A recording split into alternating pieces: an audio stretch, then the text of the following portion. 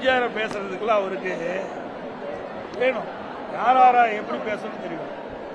பொன்மனச்செம்மல் புரட்சித் தலைவர் எம்ஜிஆர் நம்முடைய தமிழ்நாட்டு மக்கள் தெய்வமாக எண்ணிக்கிட்டாங்க. அப்படிப்பட்டவரெல்லாம் இவர் விமர்சனம் செய்தா அரசியல்ல காணாம போயிடும். இரண்டாவது, அதிமுக பொறுத்த வரைக்கும் நான் ஏற்கனவே பல பொதுக்கூட்டத்தில் சொல்லியிருக்கேன். ஜாதிக்கும் மதத்திற்கும் அப்பாற்பட்ட ஒரு ஜாதியை வச்சிடலாம் யாருமே அரசியல் கொள்வது என்பது இயலாத காரியம்.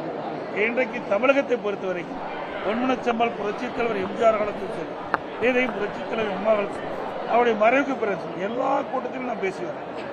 அதிமுக பொறுத்த வரைக்கும் ஜாதிக்கும் மதத்திற்கும் அப்பாற்பட்ட கட்சி. எங்களுடைய கட்சியில் எத்தனை பேருக்கு இருக்கிறாங்க, எவ்வளவு கட்சி, எவ்வளவு ஜாதி சேர்ந்திருக்காங்க, எவ்வளவு மதத்தை சேர்ந்தவர் எங்க இயக்கத்தில் இருக்கிறாங்க, எல்லாம் ஒற்றுமையா நாங்கள் செயல்படுறோம்.